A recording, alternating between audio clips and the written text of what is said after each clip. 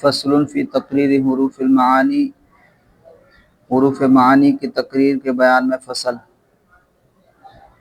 تو یہاں سے مصنف قواعد لغویہ کو بیان فرما رہے ہیں کہ حروف کی دو قسمیں، حروف کی دو قسمیں، ایک ہے حروف مبانی اور ایک ہے حروف معانی۔ حروف مبانی وہ ہیں جن کا کوئی معنی نہیں ہوتا، ان کو صرف ترکیب کے لیے وضع کیا گیا، ان کو صرف ترکیب کے لیے وضع کیا گیا، ان سے جو ہے کلمات مرکب ہوتے ہیں، ان سے کلمات بنائے جاتے ہیں، وہ صرف ترکیب کے لیے وضع کیے گئے ہیں۔ اور دوسرے حروف معانی ہیں، وہ حروف جو معنی پر دلالت کرتے ہیں، جیسے واو ہے، فا ہے، ثم ہے، حتی ہے، لا وغیرہ وغیرہ، یہ حروف عاطفہ اور حروف جارہ وغیرہ۔ تو حروف معانی وہ حروف جو معنی پر دلالت کرتے ہیں۔ فصل فی تقریر حروف المعانی، یہ فصل ہے حروف معانی کی تقریر میں، توضیح میں۔ الواو للجمع المطلق، واو جو ہے جمع مطلق کے لیے آتا ہے، مطلق جمع کے لیے آتا ہے۔ واو کا ایک حقیقی معنی ہے اور ایک مجازی معنی ہے۔ حقیقی معنی واو کا کیا ہے کہ واو جمع مطلق کے لیے آتا ہے، اور مجازی معنی واو کبھی حال کے لیے بھی آتا ہے۔ تو واو جمع مطلق کے لیے آتا ہے، یعنی یہ معطوف اور معطوف علیہ کو معطوف علیہ کے ساتھ حکم میں جمع کر دیتا ہے، معطوف کو معطوف علیہ کے ساتھ حکم میں جمع کر دیتا ہے، اور صرف اس بات پر دلالت کرتا ہے کہ معطوف اور معطوف علیہ دونوں حکم میں جمع ہیں، ترتیب، مقارنت، تراخی پر دلالت نہیں کرتا، جیسے جانی زید و عمر میں۔ اب یہاں پر دیکھیں، جانی زید و عمر، میرے پاس زید اور عمر آئے۔ اب یہ آنے میں زید اور عمر دونوں کیا ہیں؟ شریک ہیں، آنے کے حکم میں دونوں شریک ہیں۔ باقی یہ کہ ایک ساتھ آئے یا ایک الگ آئے، اس پر واو دلالت نہیں کرتا۔ تو واو عاطفہ یہ جمع مطلق کے لیے آتا ہے، یہ معطوف کو معطوف علیہ کے ساتھ حکم میں جمع کر دیتا ہے، جیسے جانی زید و عمر، آئے میرے پاس زید اور عمر۔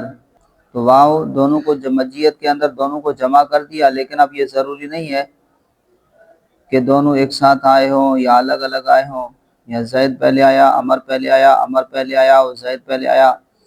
لیکن جانی زید و عمر، چاہے زید پہلے آیا، عمر بعد میں آیا، یا عمر پہلے آیا، زید بعد میں آیا، جانی زید و عمر کہنا صحیح ہے۔ یہ کیا ہے؟ صحیح ہے، کیونکہ یہ معطوف کو معطوف علیہ کے ساتھ حکم میں جمع کر دیتا ہے۔ تو واو صرف جو ہے واو جمع مطلق کے لیے آتا ہے، ترتیب کے لیے نہیں آتا۔ اور امام شافعی علیہ الرحمہ فرماتے ہیں کہ واو جو ہے ترتیب کے لیے آتا ہے۔ واو کس کے لیے آتا ہے؟ ترتیب کے لیے آتا ہے، لہذا ان کے نزدیک جانی زید و عمر کا معنی یہ ہوگا کہ پہلے زید آیا اور پھر عمر آیا۔ امام شافعی دلیل دیتے ہیں، یا ایھا الذین آمنوا ارکعوا واسجدوا، کہ واو جو ہے ترتیب کے لیے آتا ہے، کہ اللہ تبارک و تعالیٰ نے فرمایا کہ مسلمانوں تم رکوع کرو پھر سجدہ کرو، تو پہلے رکوع کیا جاتا ہے اور پھر سجدہ کیا جاتا ہے، تو واو ترتیب کے لیے آتا ہے۔ تو اسی لیے رکوع جو ہے سجدے پر مقدم ہے۔ اسی طرح وہ فرماتے ہیں ان الصفا والمروۃ من شعائر اللہ، جب یہ آیت نازل ہوئی تو صحابہ نے عرض کی یا رسول اللہ صحیح کی ابتدا کہاں سے کریں؟ تو حضور علیہ الصلوۃ والسلام نے فرمایا جہاں سے اللہ تعالیٰ نے ابتدا کی ہے تم بھی وہیں سے ابتدا کرو، یعنی صفحہ سے ابتدا کرو۔ تو اب دیکھیں واو ترتیب کے لیے آتا ہے، اور اسی وجہ سے امام شافعی علیہ الرحمہ وضو میں ترتیب کو واجب قرار دیتے ہیں کہ ترتیب سے وضو کرنا واجب ہے۔ تو معلوم ہوا واو ترتیب کے لیے آتا ہے، لیکن صحیح یہی ہے کہ امام شافعی علیہ الرحمہ کے نزدیک بھی واو جو ہے ترتیب کے لیے نہیں آتا، ٹھیک ہے، ان کے نزدیک بھی واو جمع مطلق کے لیے آتا ہے۔ پھر وہ وضو میں ترتیب کہاں سے فرض قرار دیتے ہیں تو آپ کو بتایا تھا کہ وہ فغسلو کی فا سے ترتیب کو واجب کرتے ہیں، کہ فغسلو کے اندر جو فا ہے اسے وہ ترتیب کو واجب کرتے ہیں۔ الواو للجمع المطلق، واو جمع مطلق کے لیے آتا ہے۔ وقیلا، اور کہا گیا، ان الشافعی رحمہ اللہ، کہ امام شافعی علیہ الرحمہ نے جعلہ للترتیب، اس کو بنایا ہے ترتیب کے لیے، یعنی واو کس کے لیے آتا ہے؟ ترتیب کے لیے آتا ہے۔ کہا گیا ہے وعلی ھذا اوجب الترتیب فی باب الوضوء، اور اسی وجہ سے کہ انہوں نے واو کو کس کے لیے بنایا ہے؟ ترتیب کے لیے، اسی وجہ سے اوجب الترتیب، امام شافعی ترتیب کو واجب قرار دیتے ہیں فی باب الوضوء، وضو کے باب میں۔ لیکن میں نے بتا دیا کہ وہ جو ہے ان کے نزدیک بھی واو جمع مطلق کے لیے آتا ہے، ترتیب کے لیے نہیں آتا۔ تو پھر وہ ترتیب کہاں سے ثابت کرتے ہیں؟ اس کا جواب دے دیا کہ فغسلو کی فا کے اندر جو فا ہے اس سے وہ ترتیب کو ثابت کرتے ہیں۔ قال علماؤنا، ہمارے علماء نے فرمایا، اذا قال لامرأته، جب کسی شخص نے اپنی بیوی سے کہا، ان کلمت زیدن و عمرا فانت طالق، یا میرے پاس او ہے، واو ہونا چاہیے، ان کلمت زیدن و عمرا فانت طالق، اگر تو نے کلام کیا زید اور عمر سے، فانت طالق، تو تو طلاق والی ہے۔ فکلمت عمرا ثم زیدن، اب یہاں پر دیکھیں، ایک شخص نے اپنی زوجہ سے کہا اگر تو نے زید اور عمر سے بات کی تو تو طلاق والی ہے، عمر اور زید سے بات کی تو تو طلاق والی ہے۔ اب اس نے پہلے عمر سے بات کی اور بعد میں زید سے بات کی تو بھی اسے طلاق واقع ہو جائے گی، کیونکہ واو جمع مطلق کے لیے آتا ہے، دونوں سے کلام پایا جائے، دونوں سے کلام پایا جائے۔ یہ ضروری نہیں ہے کہ پہلے زید سے کرے پھر عمر سے کرے، جیسے اس نے کہا ہے ویسے کرے ترتیب کے ساتھ، نہیں، بلکہ واو جمع مطلق کے لیے آتا ہے، دونوں سے کلام پایا جائے گا، اس کو کیا ہو جائے گی؟ طلاق ہو جائے گی۔ تو اس نے پہلے عمر سے بات کی اور بعد میں زید سے بات کی تو بھی اسے طلاق واقع ہو جائے گی، اس لیے کہ واو مطلق جمع کے لیے آتا ہے، اور ترتیب یا مقارنت کی شرط اس معنی میں اس میں ملحوظ نہیں ہوتی، اور مطلق جمع کا معنی یہاں پایا گیا، دونوں سے کلام کر لے گی تو اسے طلاق واقع ہو جائے گی۔ فکلمت عمرن، تو اس نے کلام کیا، بات کی عمر سے، ثم زیدن، پھر زید سے، طلقت، تو اسے طلاق واقع ہو جائے گی۔ ولا یشترط فیہ معنی الترتیب والمقارنۃ، اور اس میں شرط نہیں لگائی جائے گی معنی ترتیب اور مقارنت کی، مقارنت اور ترتیب کے معنی کی شرط نہیں لگائی جائے گی کہ وہ پہلے زید سے کلام کرے پھر عمر سے کلام کرے تو طلاق واقع ہوگی، یا دونوں سے ایک ساتھ کلام کرے، نہیں، بلکہ دونوں کے ساتھ کلام پایا جائے گا تو اسے طلاق واقع ہو جائے گی، کیونکہ واو جمع مطلق کے لیے آتا ہے۔ ولو قال، اور اگر کسی شخص نے اپنی بیوی سے کہا، ان دخلتی هذه الدار وهذه الدار فانت طالق، اگر تو داخل ہوئی اس گھر میں اور اس گھر میں، فانت طالق، تو تو طلاق والی ہے۔ فدخلت الثانیۃ ثم دخلت الاولى طلقت، اب یہاں پر دیکھیں، اس نے کہا کہ اگر تو داخل ہوئی اس گھر میں اور اس گھر میں، واو لے آیا، اور واو کس کے لیے آتا ہے؟ جمع مطلق کے لیے آتا ہے۔ واو کس کے لیے آتا ہے؟ جمع مطلق کے لیے آتا ہے۔ تو اب وہ پہلے دوسرے گھر میں داخل ہوئی اور پھر پہلے گھر میں داخل ہوئی۔ خاوند نے کیا کہا تھا؟ اشارہ کر کے کہا تھا کہ اگر تو اس گھر میں داخل ہوئی اور اس گھر میں، تو خاوند نے جو جس کی طرف دوسرے نمبر پر اشارہ کیا تھا وہ اس گھر میں پہلے داخل ہوتی ہے تو بھی طلاق واقع ہو جائے گی، تو بھی طلاق واقع ہو جائے گی۔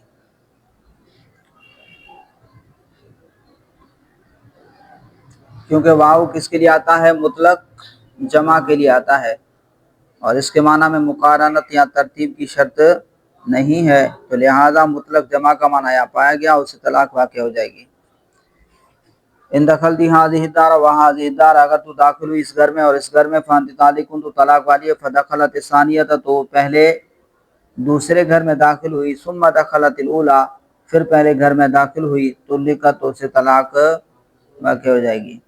وقال محمد رحمہ اللہ، اور امام محمد رحمہ اللہ نے فرمایا، اذا قال، جب کسی شخص نے اپنی زوجہ سے، بیوی سے کہا، ان دخلت الدار وانت طالق، اگر تو داخل ہوئی گھر میں، وانت طالقن اور تو طلاق والی ہے، ان دخلت الدار وانت طالقن، اور اگر تو اس گھر میں داخل ہوئی اور تو طلاق والی ہے تو اسے فوراً طلاق واقع ہو جائے گی، اسے فوراً۔ اب اگر واو ترتیب کے لیے ہوتا تو طلاق دخول دار پر مرتب ہوتی، اگر واو ترتیب کے لیے ہوتا تو طلاق دخول دار پر گھر میں داخل ہوتی، پھر اسے طلاق ہوتی، تو اس کا یہ کہنا معلق ہوتا، اس کا کہنا یہ معلق ہوتا دخول دار پر، حالانکہ سب کے ہاں بالاتفاق اس کا یہ کہنا ان دخلت الدار وانت طالقن، یہ جو ہے معلق ہونا نہیں ہے، تعلیق نہیں ہے، بلکہ تنجیز ہے۔ کیا ہے یہ؟ تنجیز ہے، یعنی اسے فوراً طلاق واقع ہو جائے گی۔ کیا ہو جائے گی؟ ہاں،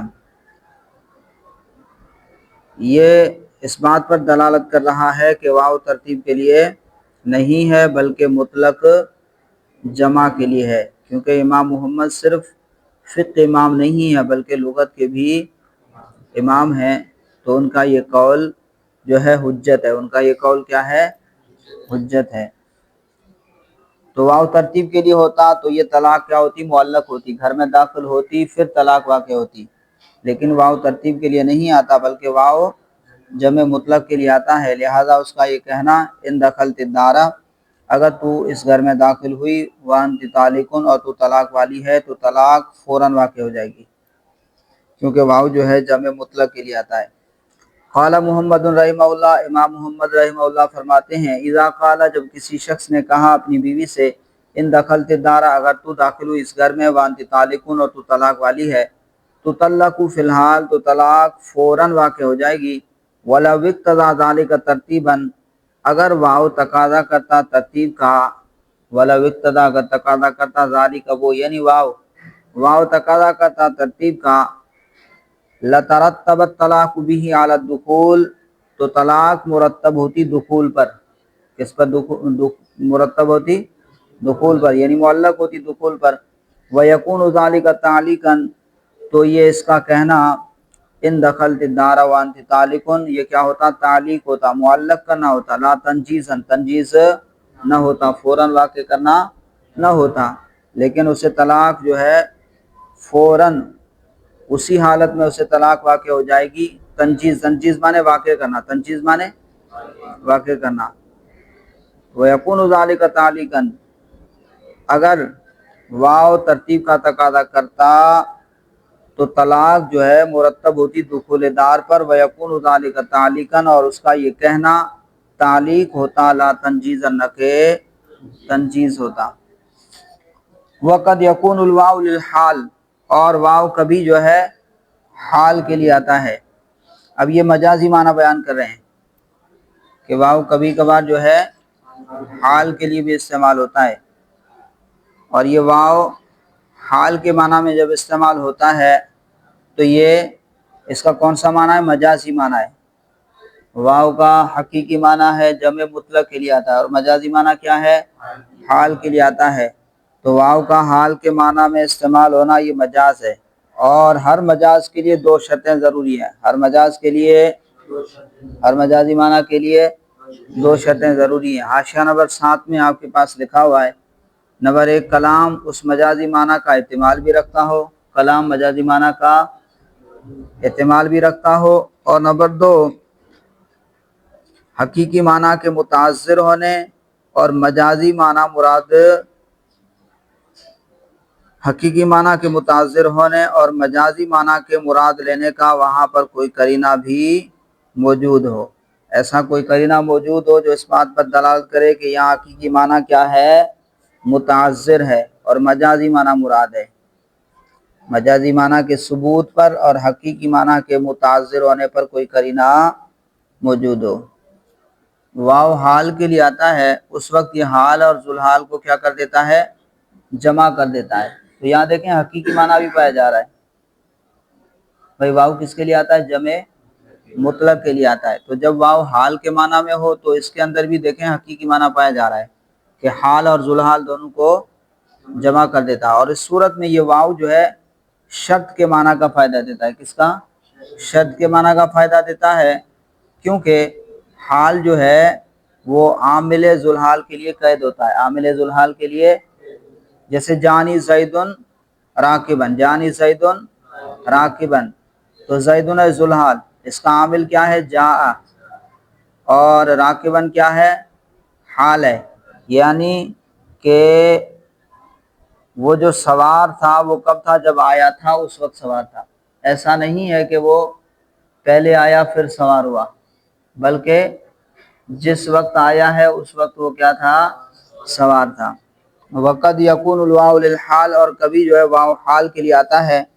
فتجمع بین الحال و ذوالحال، تو واو جمع کر دیتا ہے حال اور ذوالحال کو. وحینئذ تفید معنی الشرط، اور اس وقت واو جو ہے شرط کے معنی کا فائدہ دیتا ہے.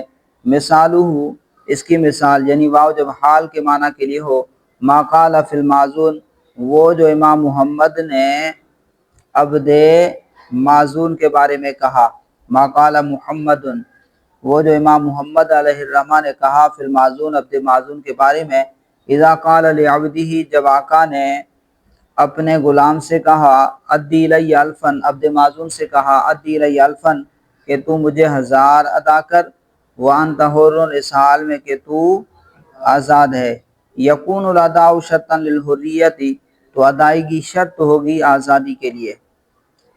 اب اس کا معنی کیا؟ اب یہاں پر دیکھیں دونوں شرطیں پائی جا رہی ہیں.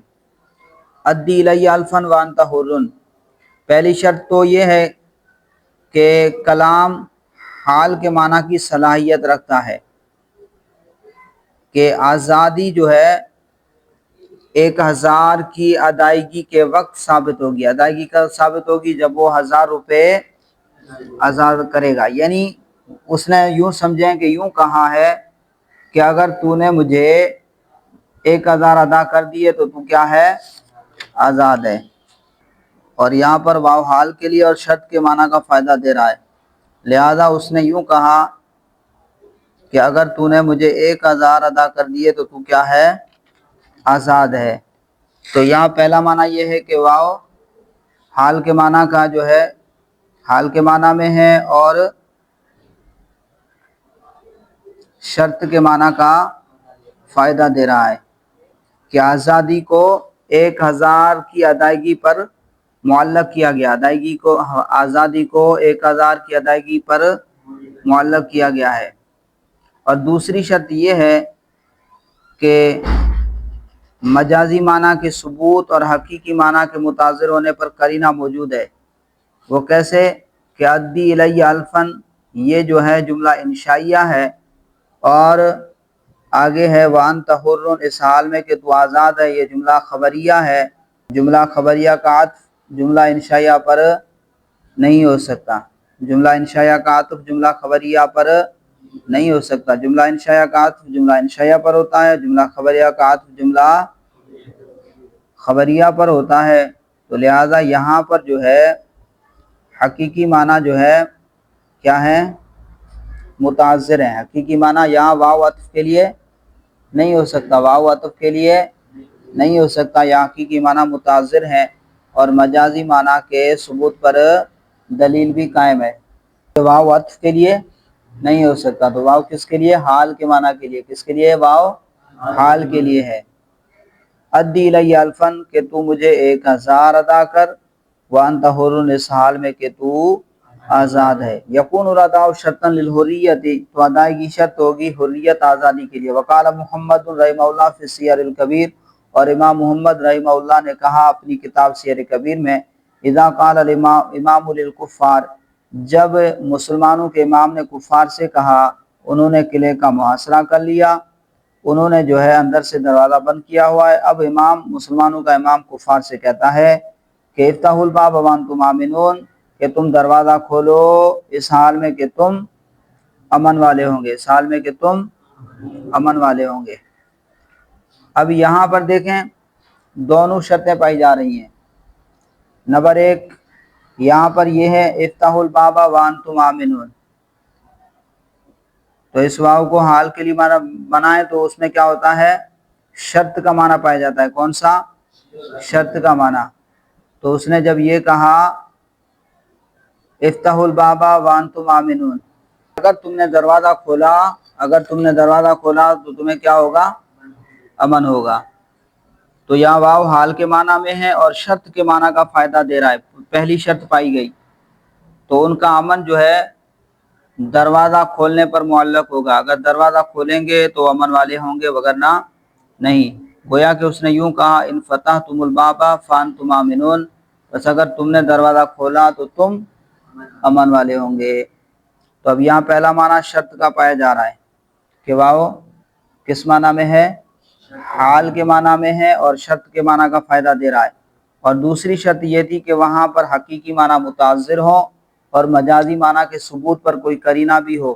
تو یہاں پر افتحوا الباب یہ جملہ انشائیہ ہے، وانتم آمنون اور یہ جملہ خبریہ ہے، تو جملہ خبریہ کا عطف جملہ انشائیہ پر نہیں ہو سکتا، تو معلوم ہوا یہاں واو عطف کے لیے نہیں ہے بلکہ واو حال کے لیے ہے۔ افتحوا الباب وانتم آمنون، افتحوا الباب اگر افتحوا الباب تم دروازہ کھولو وانتم آمنون اس حال میں کہ تم امن والے ہوں گے، تمہیں امن ہوگا۔ لا یامنون بدون الفتح تو انہیں امن حاصل نہیں ہوگا بغیر دروازہ کھولے۔ ولو قال للحربی اگر مسلمانوں کے امام نے حربی سے کہا، حربی سے کہتا ہے مسلمانوں کا امام حربی کافر سے انزل وانت آمنون تو نیچے اتر، قلعے سے نیچے اتر، وانت آمنون اس حال میں کہ تجھے امن ہے، وانت آمنون اس حال میں کہ تو امن والا ہے۔ تو اب یہاں پر دیکھیں یہ انزل جملہ انشائیہ ہے اور وانت آمنون یہ جملہ خبریہ ہے، تو یہاں حقیقی معنی تو متعذر ہیں، حقیقی معنی نہیں ہو سکتے، یہاں واو عطف کے لیے نہیں ہو سکتا کیونکہ جملہ خبریہ کا عطف جو ہے جملہ انشائیہ پر نہیں ہو سکتا، اور یہاں پر واو کو حال کے لیے بنانا بھی صحیح ہے کیونکہ یہاں پر واو شرط کے معنی کا فائدہ دے رہا ہے کہ اس نے اگر تو نیچے اترے گا تو تجھے امن ہے، تو یہاں واو جو ہے شرط کے معنی کے فائدہ بھی دے رہا ہے اور یہاں حقیقی معنی کے متعذر ہونے پر قرینہ بھی موجود ہے، تو دونوں شرطیں پائی جا رہی ہیں۔ ولو قال للحربی اگر امام نے حربی کافر سے کہا انزل کہ تو نیچے قلعے سے نیچے اتر، وانت آمنون اس حال میں کہ تو امن والا ہے، لا یامن بدون النزول تو اسے امن حاصل نہیں ہوگا بغیر نیچے اترے، نیچے اترے گا تو اسے امن حاصل ہوگا، نیچے نہیں اترے گا تو اسے امن حاصل نہیں ہوگا۔